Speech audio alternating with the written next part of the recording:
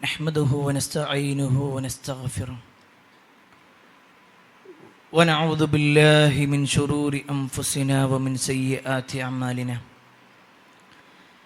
من يهده الله فلا مضل له ومن يضلل فلا هادي له وأشهد أن لا إله إلا الله وحده لا شريك له وأشهد أن محمدًا عبده ورسوله أرسله بالهدى ودين الحق ليظهره على الدين كله ولو كره المشركون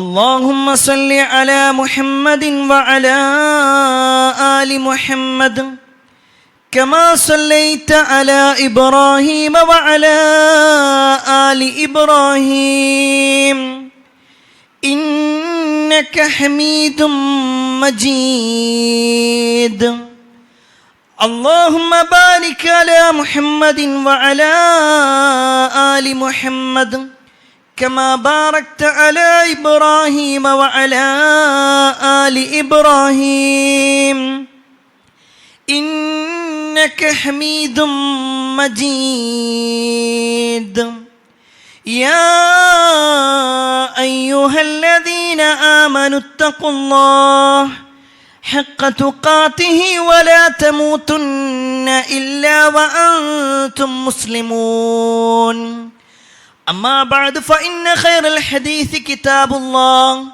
وخير الهدي هدي محمد صلى الله عليه وسلم وشر الأمور محدثاتها وكل محدثة بدعة وكل بدعة ضلالة وكل ضلالة في النار أعوذ بالله من الشيطان الرجيم بسم الله الرحمن الرحيم هل أتاك حديث ضيف إبراهيم المكرمين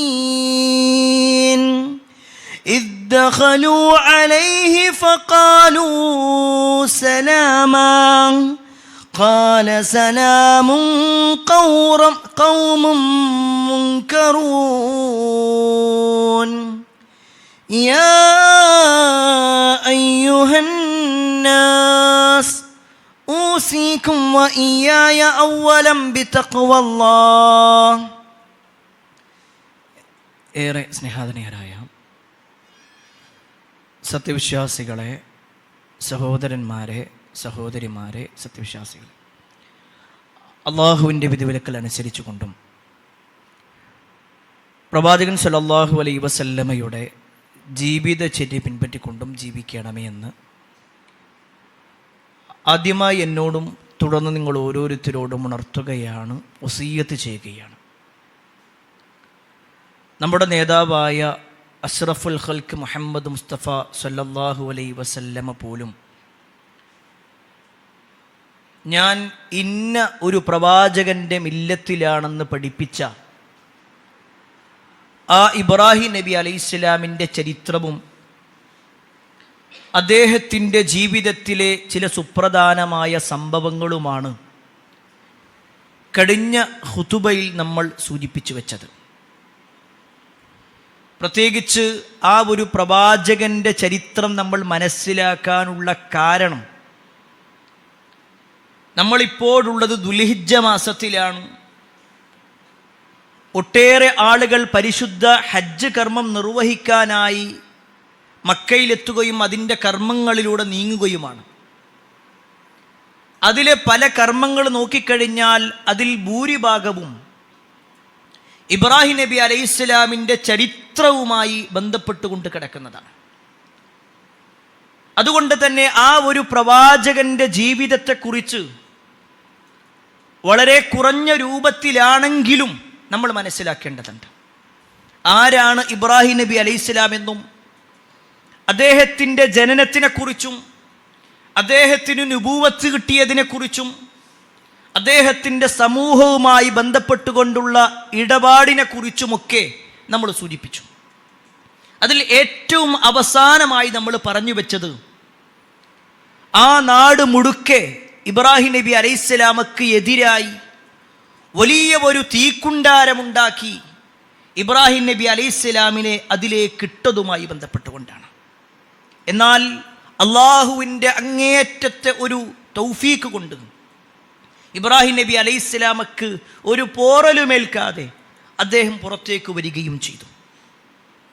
ഈ ഒരു സംഭവം കഴിഞ്ഞപ്പോഴാണ് ഇബ്രാഹിം നബി അലൈഹിസ്സലാമിനെ കുറിച്ച് അന്നത്തെ ഇറാഖിലെ ഭരണാധികാരിയായ നമ്രൂദ് എന്ന് പറയുന്ന രാജാവ് അറിയുന്നത്.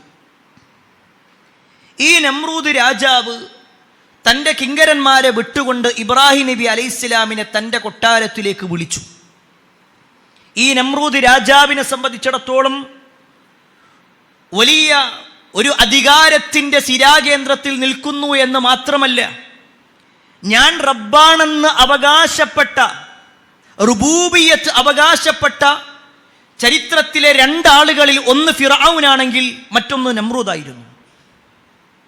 അത്രയും വലിയ ധാർഷ്ട്യത്തിൻ്റെ ഉടമയായിരുന്നു ഈ നമ്രൂദ് രാജാവ്. നമ്രൂദ് രാജാവ് ഇബ്രാഹിം നബി അലൈഹിസ്സലാമിനെ വിളിച്ചുകൊണ്ട് ഇബ്രാഹിം നബി അലൈഹിസ്സലാമിനോട് നടക്കുന്ന ചില സംഭാഷണങ്ങളുണ്ട്. വിശുദ്ധ ഖുർആനിലൂടെ അല്ലാഹു സുബ്ഹാനഹു വ തആല 2-ാം അധ്യായം സൂറത്തു ബഖറയിലെ 258-ാമത്തെ ആയത്തിലൂടെ അത് നമ്മെ പഠിപ്പിക്കുന്നുണ്ട്. അലം തറ ഇലല്ലദീ ഹാജ ഇബ്രാഹീമ ഫീ റബ്ബിഹി അൻ ആതാഹു അല്ലാഹുൽ മുൽക്ക്. തൻ്റെ പ്രവാചകനായിട്ടുള്ള ഇബ്രാഹിം നബി അലൈഹിസ്സലാമിനോട് ചില തർക്കങ്ങൾ നടത്തിയിട്ടുള്ള ഒരു രാജാവിനെ കുറിച്ച് അല്ലാഹു സുബ്ഹാനഹു വ തആല പഠിപ്പിച്ചു തരികയാണ്. എന്നിട്ട് അല്ലാഹു സുബ്ഹാനഹു വ തആല പറയുന്നു, തർക്കിച്ചവനെ പറ്റി നീ അറിഞ്ഞിട്ടുണ്ടോ? വീണ്ടും അല്ലാഹു പറയുന്നു, ഇദ് ഖാല ഇബ്രാഹിം. ഇബ്രാഹിം നബി അലൈഹിസ്സലാം പറയുന്ന സന്ദർഭം ഇബ്രാഹിം നബി അലൈഹിസ്സലാമിനോട് ചോദിക്കാണ്, ഇബ്രാഹിം നീ പറയുന്ന റബ്ബാരാ? നമ്രൂദിന്റെ ചോദ്യമാണ്. ആ സമയത്ത് ഇബ്രാഹിം നബി അലൈഹിസ്സലാം പറഞ്ഞു, റബ്ബിയല്ലദീ യുഹ്യീ വ യുമീറ്റ്. എൻ്റെ റബ്ബ് എന്ന് പറഞ്ഞാൽ ജീവിപ്പിക്കുന്നവനും മരിപ്പിക്കുന്നവനുമാണ്. വളരെ കൃത്യമായി ഇബ്രാഹിം നബി അലൈഹിസ്സലാം ആ വാക്ക് പറഞ്ഞു. ഉടനെ ഈ ധാർഷ്ട്യത്തിൻ്റെ ഉടമയായിട്ടുള്ള നമ്രൂദ് രാജാവ് പറയുകയാണ്, എങ്കിൽ അന ഉഹ്യീ വ ഉമീറ്റ്, ഞാനും അങ്ങനെ തന്നെയാണ്, ഞാനും ജീവിപ്പിക്കുന്നവനും മരിപ്പിക്കുന്നവനുമാണ്. എന്നിട്ട് അയാൾ ചെയ്ത ഒരു സംഭവത്തെക്കുറിച്ച് നമുക്ക് കാണുവാൻ സാധിക്കും. വധശിക്ഷയ്ക്ക് വിധിക്കപ്പെട്ട 2 ആളുകളെ കൊണ്ടുവരപ്പെട്ടു. എന്നിട്ട് ഇബ്രാഹിം നബി അലൈഹിസ്സലാമിൻ്റെ മുന്നിൽ വെച്ചുകൊണ്ട് അവരോട് പറയുകയാണ്, അവരിൽ ഒരാളെ വിളിച്ചുകൊണ്ട് പറഞ്ഞു, നീ രക്ഷപ്പെട്ടോ, നിന്നെ ഞാൻ ഒഴിവാക്കിയിരിക്കുന്നു. മറ്റേയാളെ കൊലപ്പെടുത്തുകയും ചെയ്തു. എന്നിട്ട് ഇബ്രാഹിം നബി അലൈഹിസ്സലാമിനോട് പറയാണ്, ഇതാ ഞാൻ ഒരാൾക്ക് ജീവൻ കൊടുത്തു, മറ്റേയാളെ കൊലപ്പെടുത്തുകയും ചെയ്തു. ഞാനാണ് ജീവൻ നൽകുന്നവനും മരിപ്പിക്കുന്നവനും. നീ പറഞ്ഞ റബ്ബിന്റെ സ്ഥാനം എനിക്കുണ്ട്. ഇത് നമ്രൂദ് രാജാവ് പറഞ്ഞ സമയത്ത് ബാലിശമായ ആ വ്യക്തിയുടെ മറുപടിക്ക് തിരിച്ച് അതേപോലുള്ള ഒരു മറുപടിയല്ല ഇബ്രാഹിം നബി അലൈഹിസ്സലാം പറഞ്ഞത്. ഇബ്രാഹിം നബി അലൈഹിസ്സലാം ഒരൊറ്റ ചോദ്യം മാത്രം, നിങ്ങൾ ഇങ്ങനെ ജീവിപ്പിക്കുന്നവരും മരിപ്പിക്കുന്നവരുമാണെങ്കിൽ ഖാല ഇബ്രാഹിം ഫഇന്നല്ലാഹ യഅതി ബിശ്ശംസി മിനൽ മശ്രിഖ് ഫഅതി ബിഹാ മിനൽ മഗ്രിബ്. എങ്കിൽ എൻ്റെ റബ്ബായ അല്ലാഹു ഈ ഒരു സൂര്യനെ കിഴക്ക് നിന്ന് ഉദിപ്പിച്ച് പടിഞ്ഞാറ് അസ്തമിപ്പിക്കുന്നുണ്ട്, നീ തിരിച്ചൊന്ന് ചെയ്യാൻ പറ്റുമോ? ഈ സൂര്യൻ്റെ ഉദയാസ്തമയങ്ങൾ തിരുത്തൊന്ന് മാറ്റം വരുത്താൻ കഴിയുമോ? ആ വാചകത്തെക്കുറിച്ച് അല്ലാഹു സുബ്ഹാനഹു വ തആല പറയാണ്, ഇത് ഇബ്രാഹിം നബി അലൈഹിസ്സലാം പറഞ്ഞതും ഫബുഹിതല്ലദീ കഫർ, ആ കാഫിർ മിണ്ടാട്ടം മുട്ടിപ്പോയി. പിന്നെ അവനൊന്നും പറയാൻ പറ്റാത്തൊരവസ്ഥ. കാരണം ഇതിലെങ്ങനെ തർക്കിക്കും? ഈ ഒരു സംഭവം കഴിഞ്ഞു. ഇബ്രാഹിം നബി അലൈഹിസ്സലാം അവിടുന്ന് രക്ഷപ്പെടുകയാണ്. പിന്നീട് അദ്ദേഹത്തിന് അറിയാം, ഇനി ആ നാട്ടിൽ നിൽക്കുക എന്നത് പ്രയാസകരമാണ്. നാട് മുഴുക്കെ എതിരാകുക, സ്വന്തം പിതാവ് പോലും എതിരാകുക, എന്തിനേറെ ആ നാടിൻ്റെ ഭരണാധികാരിയായിരുന്ന നമ്രൂദ് രാജാവും പരിവാരങ്ങളും എല്ലാം എതിരായി. ഇനി ആ നാട്ടിൽ നിൽക്കാൻ കഴിയൂല എന്നതുകൊണ്ട് തന്നെ ഇബ്രാഹിം നബി അലൈഹിസ്സലാമിനോട് അല്ലാഹു സുബ്ഹാനഹു വ തആല ഒരു ബറക്കത്താക്കപ്പെട്ട ഒരു നാട്ടിലേക്ക് പോകാൻ വേണ്ടി പറയാം. അന്ന് ഇബ്രാഹിം നബി അലൈഹിസ്സലാമിൻ്റെ കൂടെയുണ്ടായിരുന്നത് അദ്ദേഹത്തിൻ്റെ പിതൃവ്യ പുത്രനായിട്ടുള്ള ഹാറാന്റെ മകനായിട്ടുള്ള ലൂത്ത് നബി അലൈഹിസ്സലാം മാത്രമാണ്. ആ ഒരു നാട്ടിൽ ഇബ്രാഹിം നബി അലൈഹി സ്വലാമിൽ വിശ്വസിച്ചത് ലൂത്ത് നബി അലൈഹി സ്വലാം മാത്രമായിരുന്നു. വിശുദ്ധ ഖുർആനിൽ കാണുവാൻ സാധിക്കും, ഫആമന ലഹു ലൂത്ത് വഖാല ഇന്നി മുഹാജിറുൻ ഇലാ റബ്ബി. ഇവിടെ ഫആമന, അദ്ദേഹത്തിൽ വിശ്വസിച്ചു, ലഹു അദ്ദേഹത്തിനെ കൊണ്ട്, ലൂത്ത് നബി അലൈഹി സ്വലാം മാത്രമാണ് വിശ്വസിച്ചത്, വേറെ ആരും വിശ്വസിച്ചില്ല. അങ്ങനെ ഇബ്രാഹിം നബി അലൈഹി സ്വലാമും ലൂത്ത് നബി അലൈഹി സ്വലാമും കൂടി സിറിയയിലേക്ക് പുറപ്പെടുകയാണ്, ഷാമിലേക്ക്. ഷാം എന്ന് പറയുമ്പോൾ ഇന്നത്തെ സിറിയയും ജോർദാനും ലബനാനും ഫലസ്തീനും എല്ലാം ഉൾക്കൊള്ളുന്ന നാടാണ്. ആ ഷാമിലേക്ക് അല്ലാഹു സുബ്ഹാനഹു വ തആല ഇബ്രാഹിം നബി അലൈഹി സ്വലാമിനോട് പോകാൻ വേണ്ടി പറഞ്ഞു. ആ ഒരു യാത്രയിൽ വെച്ചാണ് ഇബ്രാഹിം നബി അലൈഹി സ്വലാമിൻ്റെ വിവാഹം നടക്കുന്നത്. പ്രിയപ്പെട്ടവരെ, ഇത് കേവലം ഒരു ചരിത്രം കേട്ടു പോകാനല്ല. ഇബ്രാഹിം നബി അലൈഹി സ്വലാമിനെ സംബന്ധിച്ചിടത്തോളം ഒരു സത്യവിശ്വാസിക്ക് ഉദാത്തമായ മാതൃകയുണ്ട് എന്ന് പറയുമ്പോൾ അത് കേവലം ദഅവത്തിന്റെ വിഷയത്തിൽ മാത്രമല്ല, അത് കേവലം ഒരു പ്രബോധനത്തിന്റെ വിഷയത്തിൽ മാത്രമല്ല, ഒരു നബി എന്ന നിലക്ക് മാത്രമല്ല, ഒരു ഭർത്താവ് എന്ന നിലക്ക് ഇബ്രാഹിം നബി അലൈഹി സ്വലാമിൽ മാതൃകയുണ്ട്. ആ ഇബ്രാഹിം നബി അലൈഹി സ്വലാമിന്റെ കുടുംബജീവിതം ഒരു വിശ്വാസി മനസ്സിലാക്കേണ്ടത് കൂടിയാണ്. ഇബ്രാഹിം നബി അലൈഹി സ്വലാമും ലൂത്ത് നബി അലൈഹി സ്വലാമും പോകുന്ന ഭാഗത്ത് വെച്ച് ഹറാ എന്ന് പറയുന്ന പ്രദേശത്ത് വെച്ചാണ് ഇബ്രാഹിം നബി അലൈഹി സ്വലാം വിവാഹം കഴിക്കുന്നത് മഹദിയായ സാറാ ബീവിയെ. സാറാ ബീവി എന്ന് പറഞ്ഞാൽ ഇബ്രാഹിം നബി അലൈഹി സ്വലാമിൻ്റെ പിതൃവ്യ പുത്രിയാണ്, പിതാവിൻ്റെ സഹോദരൻ്റെ മകൾ കൂടിയാണ്. അങ്ങനെ അവരെ വിവാഹം കഴിച്ചു. ചരിത്രത്തിൽ കാണുവാൻ സാധിക്കും, ലോകത്തെ ഏറ്റവും കൂടുതൽ സൗന്ദര്യമുള്ള സ്ത്രീ അത് ഹവ്വാ ബീവിയാണ്. കാരണം അവർ സ്വർഗത്തിൽ വെച്ചാണ് അല്ലാഹു സുബ്ഹാനഹു വ തആല അവരെ സൃഷ്ടിച്ചിട്ടുള്ളത്. എങ്കിൽ ഹവ്വാ ബീവി കഴിഞ്ഞാൽ പിന്നെ ലോകത്തെ ഏറ്റവും കൂടുതൽ സൗന്ദര്യം ആർക്ക് എന്ന വിഷയത്തിൽ വിശദീകരിക്കപ്പെട്ടത് നമുക്ക് കാണുവാൻ സാധിക്കും, അത് സാറാ ബീവിക്കായിരുന്നു. അവർ വിശ്വാസിനി കൂടിയായിരുന്നു. അങ്ങനെ ഇബ്രാഹിം നബി അലൈഹി സ്വലാമും സാറാ ബീവിയും ലൂത്ത് നബി അലൈഹി സ്വലാമും കൂടി സിറിയയിലേക്ക് ചെന്നു. അവിടെയും എന്താണോ ഇറാഖിൽ അനുഭവിക്കേണ്ടി വന്നത് അതേ അനുഭവങ്ങൾ തന്നെ. ഒരു നാട്ടിൽ നിന്ന് മറ്റൊരു നാട്ടിലേക്ക് പോകുന്നത് അവിടെ സൗകര്യം കിട്ടാൻ വേണ്ടിയല്ല, മറിച്ച് തൻ്റെ ആദർശ സംരക്ഷണത്തിന് വേണ്ടിയാ. ഇറാഖിൽ മുസ്ലിമായി ജീവിക്കാൻ പ്രയാസമായതുകൊണ്ടാണ് സിറിയയിലേക്ക് പോയത്. എന്നാൽ അവിടെയുള്ള ആളുകളും അതുപോലെ തന്നെ അവരും യഥാർത്ഥ ഇസ്ലാം സ്വീകരിക്കാൻ റെഡിയല്ലായിരുന്നു. വിമർശനങ്ങളുമായി, ആരോപണങ്ങളുമായി അവർ വന്നു. അവിടെ നിന്നുകൊണ്ട് ഇബ്രാഹിം നബി അലൈഹിസ്സലാമും സാറാ ബീവിയും കൂടി സിറിയയിൽ നിന്ന് ഈജിപ്തിലേക്ക് പുറപ്പെടുകയാണ്. സിറിയയിൽ നിന്ന് അവർ ഈജിപ്തിലേക്ക് പോയി. ഈ ചരിത്രങ്ങളൊക്കെ കേൾക്കുമ്പോൾ നമ്മൾ മനസ്സിലാക്കണം, ഒരു മുസ്ലിമായി ജീവിക്കാൻ എത്രത്തോളം ഭാഗ്യമാണ് നമുക്ക് ലഭിച്ചിട്ടുള്ളത് എന്ന്. ഒരു മുസ്ലിമായി ജീവിക്കാൻ പ്രയാസകരമായ ഒരു നാട്ടിൽ നിന്ന് മറ്റൊരു നാട്ടിലേക്ക് പോകുക, അവിടെയും നിൽക്കാൻ കഴിയാതെ വേറൊരു നാട്ടിലേക്ക് പോകുക, ആയിരക്കണക്കിന് കിലോമീറ്റർ ഇന്നത്തെ സൗകര്യങ്ങൾ വെച്ചുകൊണ്ടല്ല, അന്നത്തെ സൗകര്യങ്ങൾ ഉപയോഗപ്പെടുത്തിക്കൊണ്ട് പുറപ്പെട്ടു. അങ്ങനെ ഇബ്രാഹിം നബി അലൈഹിസ്സലാമും സാറാ ബീവിയും കൂടി അന്നത്തെ മിസ്റിലേക്ക് അഥവാ ഈജിപ്തിലേക്ക് എത്തി. ഈജിപ്തിലെ അന്നത്തെ ഭരണാധികാരി ഉണ്ടായിരുന്നു ഒരു ഫിറഔൻ.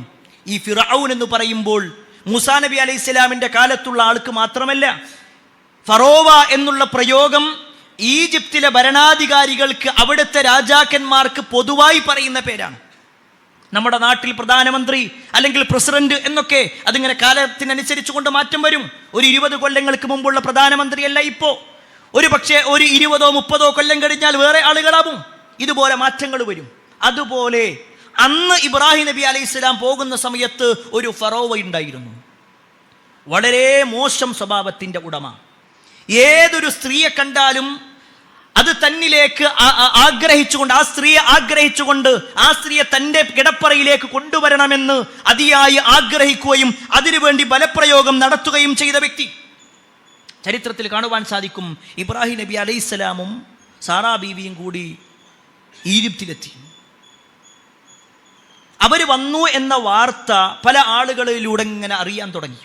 അപ്പോഴാണ് ഈ ഒരു രാജാവിൻ്റെ ഒരു കിങ്കരൻ സാറാ ബീവിയെ കാണുന്നത്. ഏറെ സൗന്ദര്യമുള്ള സ്ത്രീ ആയതുകൊണ്ട് തന്നെ അയാൾ വേഗം വന്നുകൊണ്ട് രാജാവിനോട് പറയാണ്, വളരെ സൗന്ദര്യമുള്ള ഒരു സ്ത്രീയെ കണ്ടു, തീർച്ചയായും രാജാവേ അത് നിങ്ങൾക്ക് യോജിക്കുന്ന ഒരു സ്ത്രീയാണ്, ഒരിക്കലും വേറെ ഒരാൾക്കും അത് പറ്റൂല. ഈ രാജാവിനെ തൃപ്തിപ്പെടുത്താൻ വേണ്ടിയായിരുന്നു അയാളുടെ വാക്ക്. അങ്ങനെ രാജാവിൻ്റെ കിങ്കരന്മാരായ ഭടന്മാരായ ആളുകൾ ഇബ്രാഹിം നബി അലൈഹി സ്വലാമിൻ്റെ അടുക്കിലേക്ക് എത്തി. നിങ്ങളൊന്ന് ആലോചിച്ചു നോക്കണം, ഒരു മനുഷ്യൻ എത്രത്തോളം വലിയ പരീക്ഷണങ്ങളിലേക്ക് എത്തപ്പെടുന്നത്.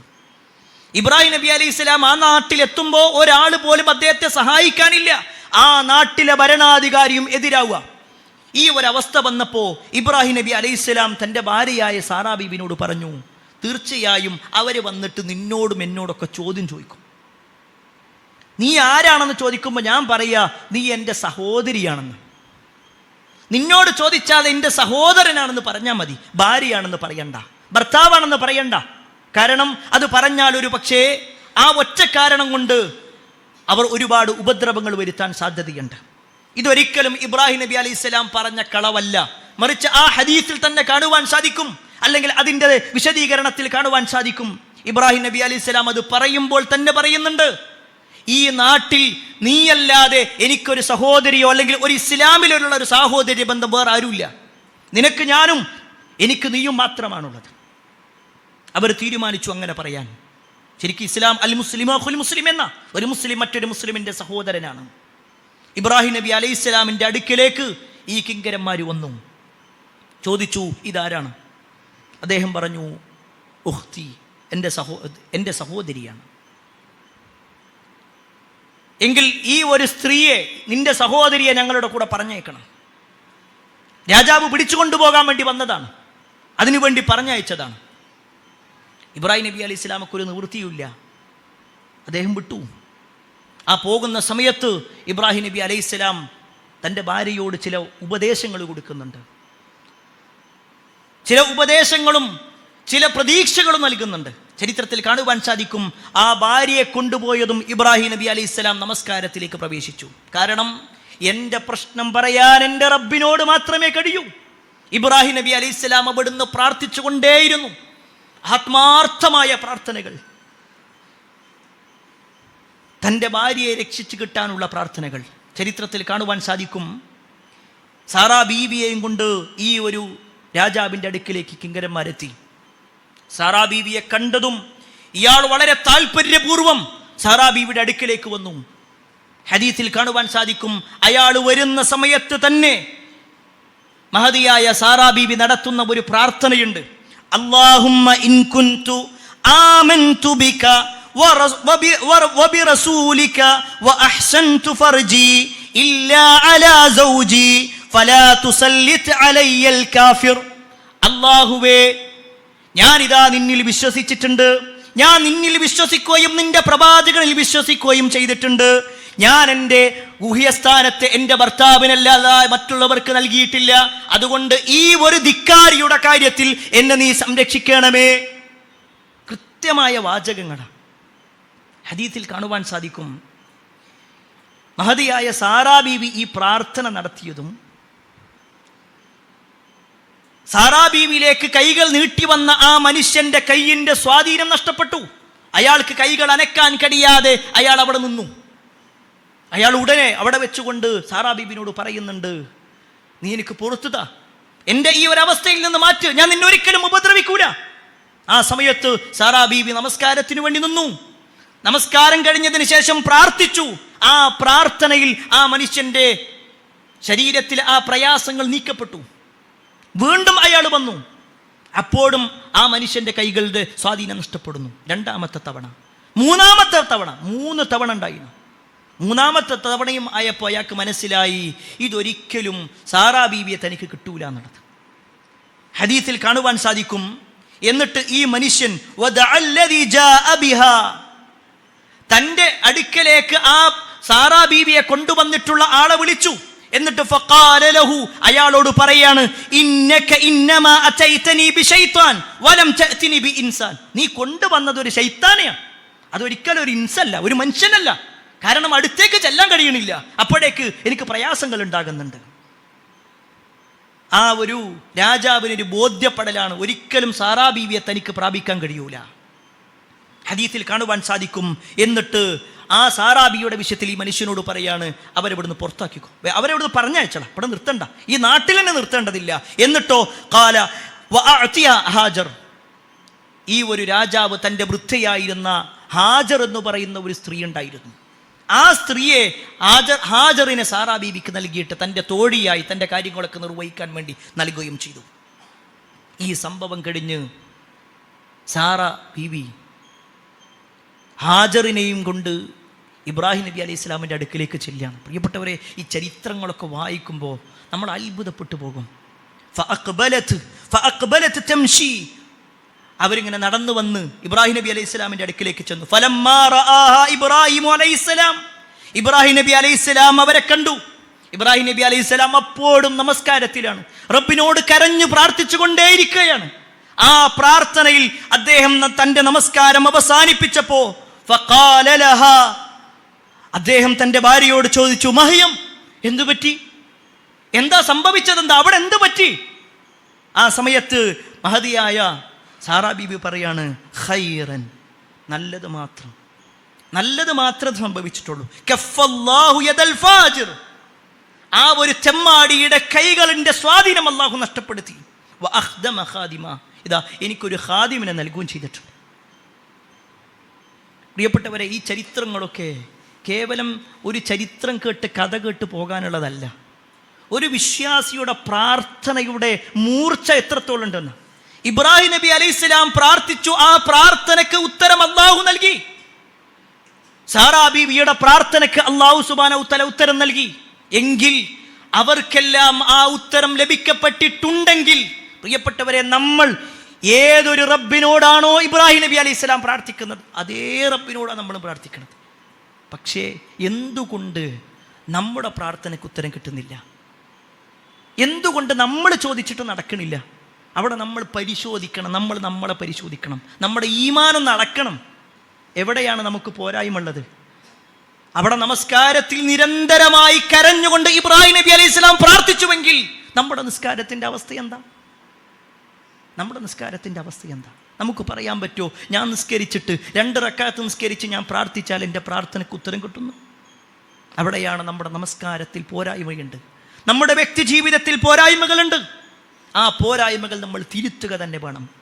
ഏതായിരുന്നാലും ഇബ്രാഹിം നബി അലൈഹിസ്സലാം തൻ്റെ ഭാര്യയായ സാറയെയും ആ സാറാ ബീവിക്ക് കിട്ടിയിട്ടുള്ള ഹാജറിനെയും കൊണ്ട് ഈജിപ്തിൽ നിന്ന് ഫലസ്തീനിലേക്ക് തിരിച്ചു വന്നു.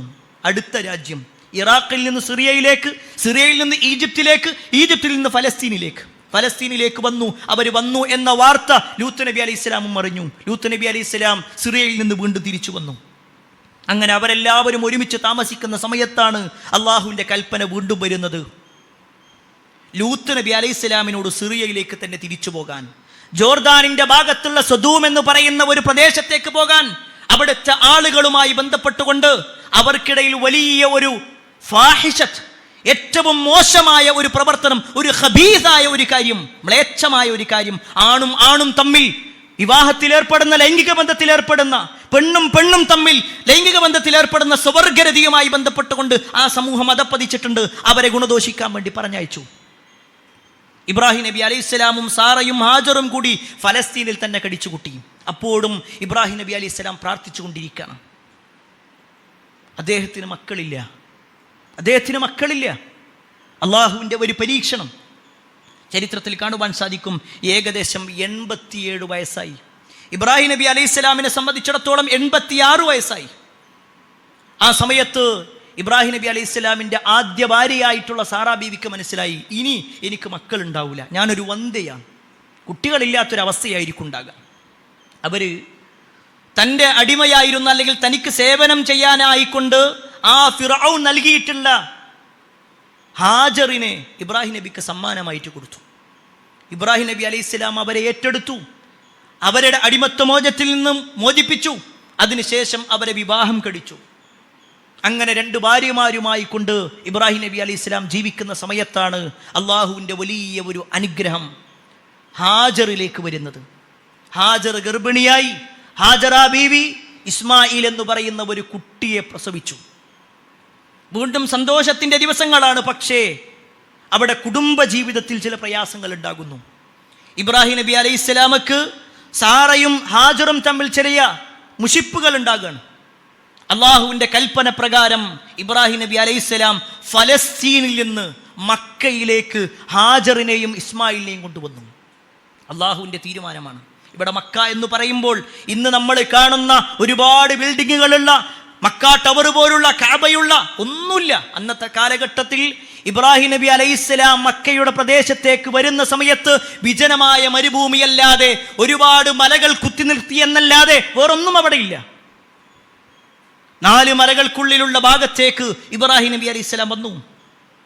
തൻ്റെ ഭാര്യയായ ഹാജറിനെ അവിടെ നിർത്തി. അവരുടെ കയ്യിലേക്ക് കുഞ്ഞിനെ കൊടുത്തു. കുറച്ചു വെള്ളവും ഏതാനും കാരക്കയും അവരെ ഏൽപ്പിച്ചുകൊണ്ട് വേറെ ഒന്നും ഉരിയാടാതെ ഇബ്രാഹിം നബി അലൈഹി സ്വലാം തിരിച്ചു പോവുകയാണ്. ഒരു നാട്, ആ നാട്ടിലൊരു മനുഷ്യൻ പോലുമില്ല.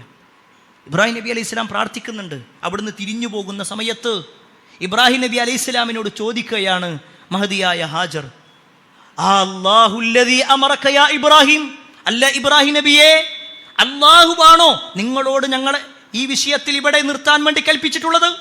അള്ളാന്റെ കൽപ്പന പ്രകാരമാണോ ഇവിടെ ഒരു മനുഷ്യന് പോലുമില്ലാത്ത ഈ നാട്ടിൽ എന്നെയും കുഞ്ഞിനെയും ഇവിടെ നിർത്തിപ്പോകണമെന്ന് അള്ളാന്റെ തീരുമാനമാണോ, അള്ളാന്റെ കൽപ്പനയാണോ?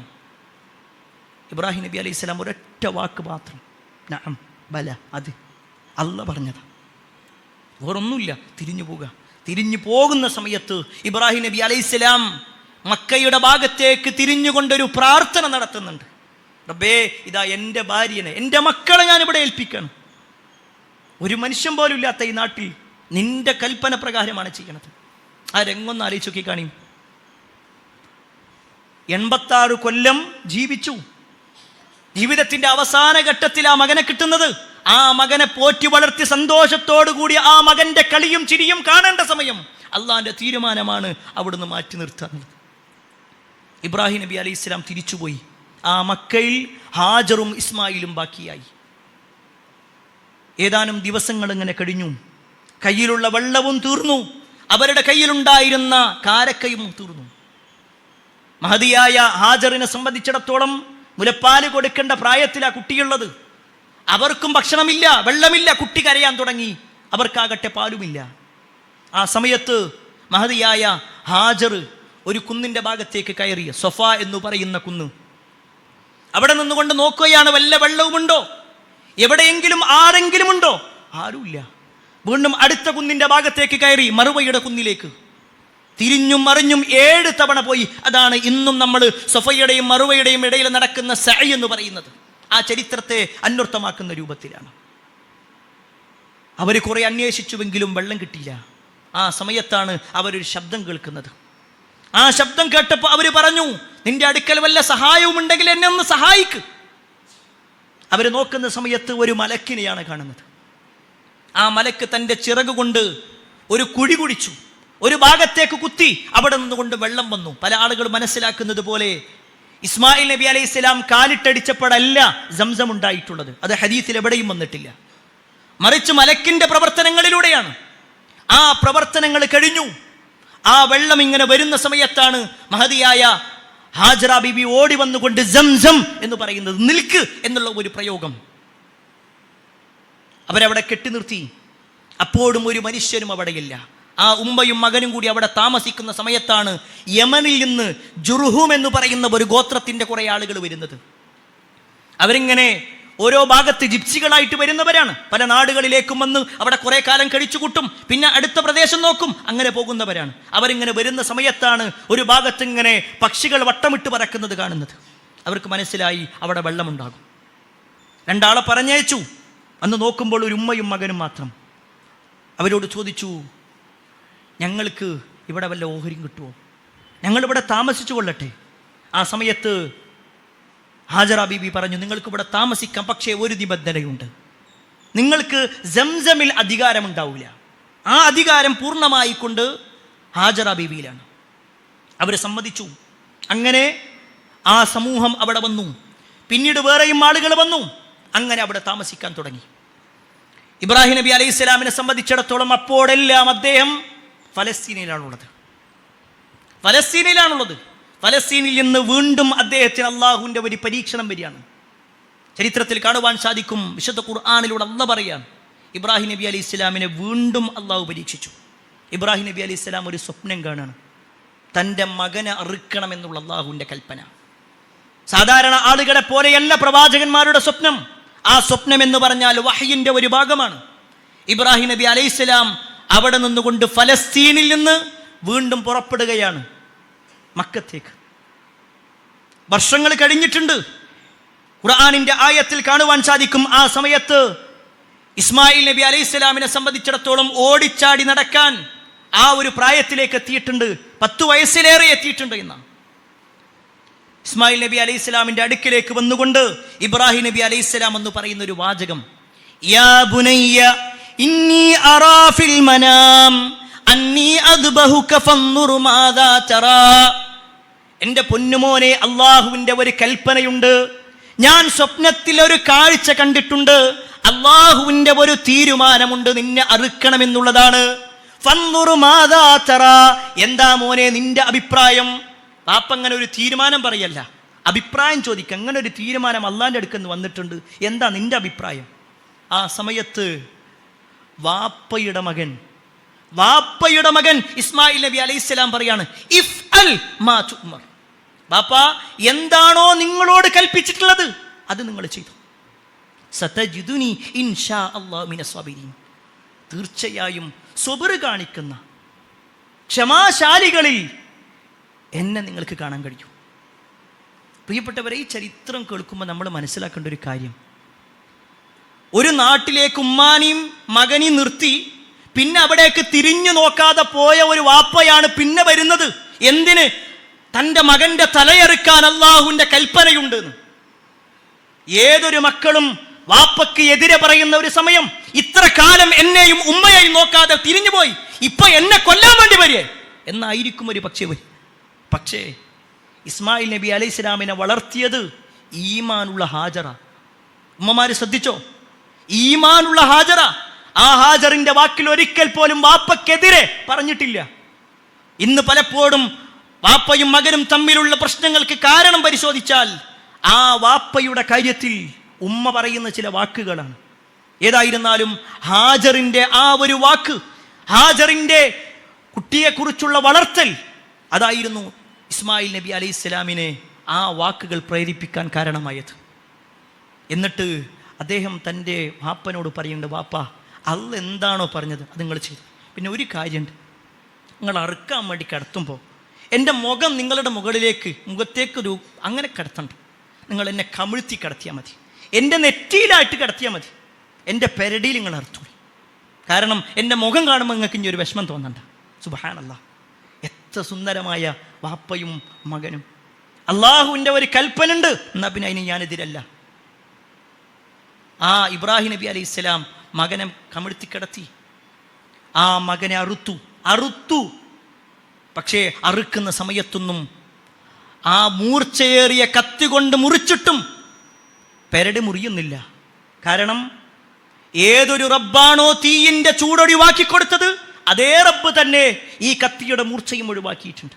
കുട്ടിക്കൊന്നും പറ്റണില്ല. അപ്പോഴാണ് ജിബ്രീൽ അലൈഹിസ്സലാം അങ്ങോട്ട് വരുന്നത്.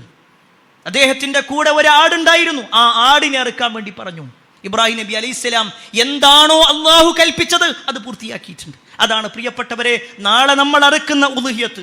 അതാണ് ഇന്ന് പല ആളുകളും അറുക്കുന്ന ഗൾഫിലുള്ള ബലികർമ്മങ്ങളും. ഹാജിമാരാവട്ടെ അല്ലാത്തവരാവട്ടെ അവരെല്ലാം നിർവഹിക്കുന്നുണ്ട്. അതും ഈ പറഞ്ഞതുമായി ബന്ധപ്പെട്ടുകൊണ്ടാണ്. ഇബ്രാഹിം നബി അലൈഹിസ്സലാമിൻ്റെ ചരിത്രമാണ് ഇതൊക്കെ. ഈ ഒരു സംഭവം കഴിഞ്ഞ് ഇബ്രാഹിം നബി അലൈഹിസ്സലാം വീണ്ടും ഫലസ്തീനിലേക്ക് ചെല്ലുമ്പോൾ അദ്ദേഹം തൻ്റെ വീട്ടിലെത്തിയ ഏതാനും നിമിഷങ്ങൾ കഴിഞ്ഞപ്പോഴാണ് അദ്ദേഹത്തിൻ്റെ അടുക്കിലേക്ക് 3 ആളുകൾ വരുന്നുണ്ട്. അതും ഖുർആനിൽ കാണുവാൻ സാധിക്കും.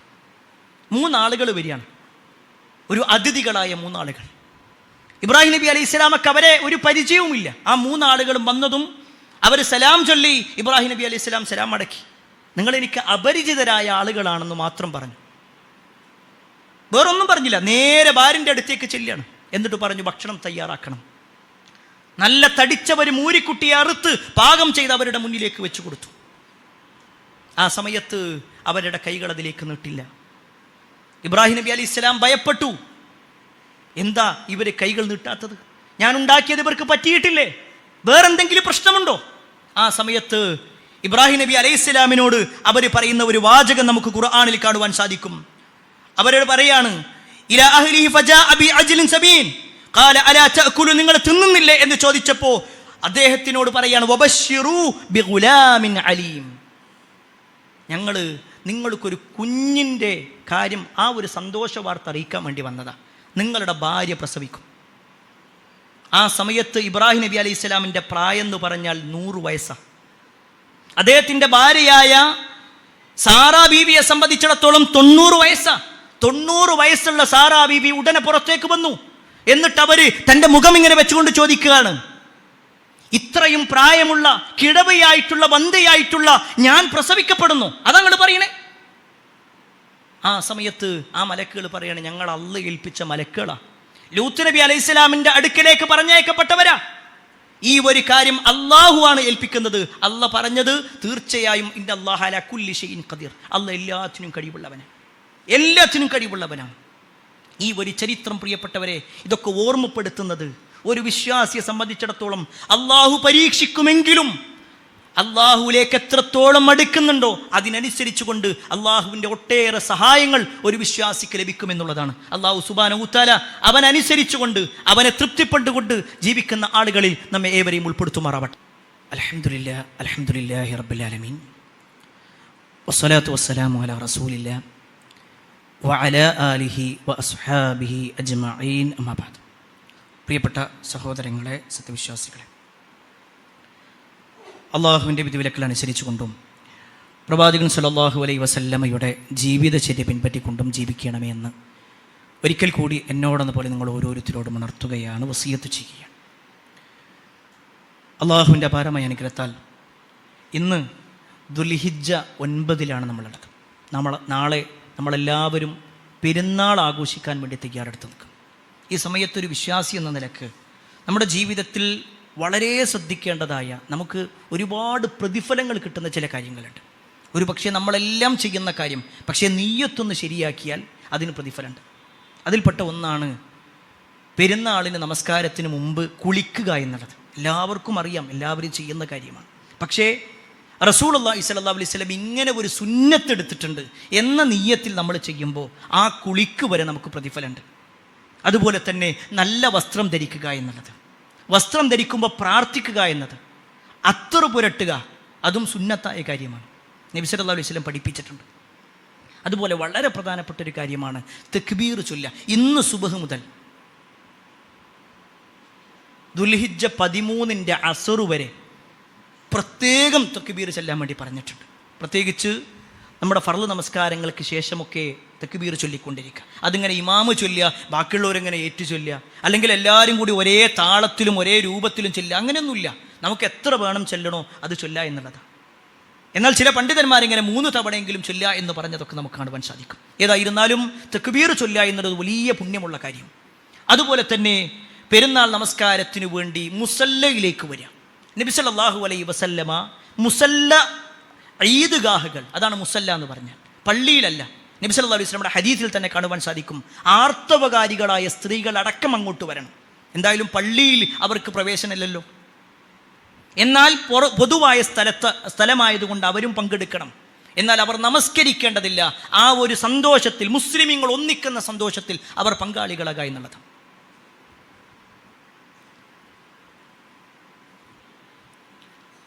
ആ ഒരു കാര്യം നമ്മൾ പ്രത്യേകം മനസ്സിലാക്കണം. അതുപോലെ തന്നെ പെരുന്നാൾ നമസ്കാരത്തിന് വേണ്ടി പങ്കെടുത്ത് ആ നമസ്കാരം കഴിഞ്ഞാൽ ഉടനെ എഴുന്നേറ്റ് പോകലല്ല, മറിച്ച് ഖുതുബ ശ്രവിക്കുക എന്നതുണ്ട്. ഖേദകരമെന്ന് പറയട്ടെ, പലപ്പോഴും ആ സമയത്താണ് നമ്മുടെയൊക്കെ പല പള്ളികളിലും അല്ലെങ്കിൽ ഈദ്ഗാഹുകളിൽ പോലും ഭക്ഷണം വിളമ്പാറുള്ളത്. അത് ഒരിക്കലും ശരിയല്ല പ്രിയപ്പെട്ടവൻ, അത് ശരിയല്ല. നമ്മൾ അവിടെ ഒരു ഖുതുബ നടക്കുന്ന സമയത്ത് നമ്മളിങ്ങനെ ഭക്ഷണം വിളമ്പലും വേഗം പോയി ഭക്ഷണം കഴിക്കലും ഒന്നും ശരിയല്ല. അതെല്ലാം കഴിഞ്ഞിട്ടാണ് ഇതൊക്കെ നിർവഹിക്കേണ്ടത്. കാരണം ആ ഖുതുബ ശ്രവിക്കാൻ റസൂലുള്ളാഹി സ്വല്ലല്ലാഹു അലൈഹി വസല്ലം പറഞ്ഞു. അതേപോലെ നബി സല്ലല്ലാഹു അലൈഹി വസല്ലം ഖുതുബ കഴിഞ്ഞാൽ പിന്നെ പ്രവാചകൻ സല്ലല്ലാഹു അലൈഹി വസല്ലം ചെയ്ത ഒരു കാര്യം ദാനധർമ്മം ചെയ്തിരുന്നു. ദാനധർമ്മത്തിന് പ്രാധാന്യം കൊടുത്തിരുന്നു എന്നുള്ളതാണ്. ദാനധർമ്മത്തിന് പ്രാധാന്യം കൊടുത്തിരുന്നു. ആ കാര്യങ്ങൾ നമ്മൾ ശ്രദ്ധിക്കണം. ഇതൊക്കെ പെരുന്നാളിൽ ഒരു പക്ഷേ നമ്മൾ ചെയ്യുന്ന കാര്യങ്ങൾ തന്നെ, പക്ഷേ അതിന് നീയത്ത് കൂടി ഒന്ന് ശരിയാക്കിയാൽ ഒരു പക്ഷേ അതൊക്കെ നമുക്ക് പ്രതിഫലം കിട്ടുന്ന കാര്യമാണ് എന്നുകൂടി നമ്മൾ മനസ്സിലാക്കുക. അല്ലാഹു സുബ്ഹാനഹു തആല എല്ലാ അർത്ഥത്തിലും നന്മകൾ ചെയ്ത് ജീവിക്കുന്ന ആളുകളിൽ നമ്മെ ഏവരെയും ഉൾപ്പെടുത്തുമാറാവട്ടെ. ഒരു വിശ്വാസിയെ സംബന്ധിച്ചിടത്തോളം ഖുതുബ എന്നുള്ളത് പ്രിയപ്പെട്ടവരെ വളരെ പ്രധാനപ്പെട്ട കാര്യമാണ്. നമ്മൾ കഴിഞ്ഞ വെള്ളിയാഴ്ച സൂചിപ്പിച്ചിരുന്നു. ഒരു പക്ഷേ അറിയാത്തവരായിരിക്കാം, ഒരു ഖുതുബ നടന്നുകൊണ്ടിരിക്കുന്ന സമയത്ത് സംസാരിച്ചാൽ ആ ഒരു ഖുതുബ നഷ്ടപ്പെടും. എൻ്റെ വാക്കല്ല. നമ്മളിവിടെ വന്നത് എന്തിനാ? അള്ളാൻ്റെ അടുത്ത് കൂലി കിട്ടാൻ വേണ്ടിയിട്ടാണ് അല്ലേ? അള്ളാൻ്റെ അടുത്ത് കൂലി കിട്ടണമെന്ന ഉദ്ദേശത്തിലാണെങ്കിൽ കഴിഞ്ഞ വെള്ളിയാഴ്ച ഞാൻ സൂചിപ്പിച്ചിരുന്നത്, ഒരു പക്ഷേ അതിനെക്കുറിച്ച് വ്യക്തമായ അറിവില്ലാത്തവരായിരിക്കാം, അല്ലെങ്കിൽ അശ്രദ്ധമായി പോയതായിരിക്കാം, വളരെ അത്യാവശ്യമായിട്ട് പറഞ്ഞതായിരിക്കാം. പക്ഷേ അത് നമ്മുടെ ഖുതുബയെ ബാധിക്കും. ഒരാൾ സംസാരിച്ചു കൊണ്ടിരിക്കുക മറ്റേ ആൾ പറയാണ് മിണ്ടാതെക്കെന്ന് പറഞ്ഞാൽ ആ പറഞ്ഞവൻ്റെ ഖുതുബക്ക് വരെ ഭംഗം വരുന്ന. അപ്പം എത്ര ഗൗരവമുണ്ട് അതിന്. നബി സല്ലല്ലാഹു അലൈഹി വസല്ലം ഖുതുബ നടത്തിക്കൊണ്ടിരിക്കെ സ്വഹാബിമാരിങ്ങനെ മുന്നിലുള്ള കല്ലുകൾ ഇങ്ങനെ ആക്കാൻ തുടങ്ങിയപ്പോൾ നബി അതവിടെ നിർത്താൻ വേണ്ടി പറഞ്ഞിട്ട്. അപ്പം അത്രയും ഗൗരവപ്പെട്ടൊരു വിഷയമാണ്. നമ്മൾ ഒരു പക്ഷേ അതിനെക്കുറിച്ച് അറിയാത്തത് കൊണ്ടായിരിക്കാം പലപ്പോഴും കുട്ടികളിലാണത് കാണാറുള്ളത്. കുട്ടികൾ കൂടി അതൊന്ന് ശ്രദ്ധിക്കണമെന്ന് പ്രത്യേകം ഓർമ്മപ്പെടുത്തുകയാണ്. അല്ലാഹു സുബ്ഹാനഹു വ തആല എല്ലാ അർത്ഥത്തിലും നന്മകൾ ചെയ്ത് ജീവിക്കുന്ന ആളുകൾ നമ്മെ ഏവരെയും ഉൾപ്പെടുത്തുമാറാവട്ടെ. കുടുംബത്തോടൊപ്പം സ്വർഗ്ഗത്തിലേക്ക് എത്തുന്ന മഹാഭാഗ്യവാന്മാരിൽ അള്ളാഹു നമ്മെ ഏവരെയും ഉൾപ്പെടുത്തുമാറാവട്ടെ. ഒരുപാട് ആളുകൾ പ്രാർത്ഥന കൊണ്ട് വസിയത്ത് നൽകിയിട്ടുണ്ട്. എല്ലാവരുടെയും പ്രാർത്ഥനകൾ അള്ളാഹു സ്വീകരിക്കുമാറാവട്ടെ. നമ്മുടെ മാതാപിതാക്കൾക്ക് അള്ളാഹു സ്വർഗ്ഗം നൽകുമാറാവട്ടെ. നമ്മൾ ഈ ലോകത്ത് എത്രത്തോളം സന്തോഷത്തിലാണോ അതിലേറെ സന്തോഷത്തിൽ നാളെ പരലോകത്ത് സ്വർഗ്ഗത്തിലെത്താനുള്ള തൗഫീഖ് അല്ലാഹു നമുക്ക് നൽകുമാറാവട്ടെ. അല്ലാഹുമ്മ ഗഫിർ മുഅ്മിനീന വൽ മുഅ്മിനാത്ത് വൽ മുസ്ലിമീന വൽ മുസ്ലിമാത്ത് അൽ അഹ്യാഇ മിൻഹും വൽ അംവാത്ത് ഇന്നക മുജീബു ദഅവാതി യാ ഖാദിൽ ഹജാത്ത്. അല്ലാഹുമ്മ അജ്ർനാ മിനൻ നാർ, അല്ലാഹുമ്മ അജ്ർനാ മിനൻ നാർ, അല്ലാഹുമ്മ അജ്ർനാ മിനൻ നാർ. റബ്ബനാ ആതിനാ ഫിദ് ദുനിയ ഹസന വഫിൽ ആഖിറതി ഹസനത വഖിനാ അദാബന്നാർ. ആമീൻ ആമീൻ ബിറഹ്മതിക യാ അർഹമർ റഹീമീൻ വൽഹംദുലില്ലാഹി റബ്ബിൽ ആലമീൻ. അറിവിന്റെ ലോകത്തേക്ക് പുതിയ വാതായനങ്ങൾ തുറന്ന് ജമീൽ ഓൺലൈൻ ലൈബ്രറി ആപ്പ് നിങ്ങളിലേക്ക്. വായനയുടെ വിസ്മയ ലോകം ഇനി താങ്കളുടെ മൊബൈൽ ഫോണിൽ ലഭ്യം. ജമീൽ ഓൺലൈൻ ലൈബ്രറി മൊബൈൽ ആപ്ലിക്കേഷനിലെ പ്രത്യേകം തയ്യാറാക്കിയ ഡോക്യുമെന്റ് സെക്ഷൻ താങ്കളുടെ ഒഴിവു സമയങ്ങളെ ഏറെ വിജ്ഞാനപ്രദമാക്കും. വിവിധ വിഷയങ്ങളിലുള്ള പുസ്തകങ്ങൾ, ലഘുലേഖകൾ, വീഡിയോ തുടങ്ങി വായനയ്ക്ക് മാറ്റുകൂട്ടുന്ന അനേക വിഭവങ്ങളുമായി ജമീൽ ആപ്പ്. വായനയ്ക്ക് പുറമെ ഇഷ്ടാനുസരണം ഡൗൺലോഡ് ചെയ്യാനും മറ്റുള്ളവർക്ക് ഷെയർ ചെയ്യാനും ജമീൽ ആപ്പിൽ പ്രത്യേക സംവിധാനം. വേഗമാകട്ടെ. ജമീൽ ആപ്പ് ആൻഡ്രോയിഡ് മൊബൈലുകളിൽ പ്ലേ സ്റ്റോറിൽ നിന്നും ആപ്പിൾ മൊബൈലുകളിൽ ആപ്പ് സ്റ്റോറിൽ നിന്നും സൗജന്യമായി ഡൗൺലോഡ് ചെയ്യാം. ഇനി ജമീൽ നിങ്ങളുടെ ജീവിതത്തിലും ആത്മമിത്രമാകട്ടെ. Jameel the soulmate.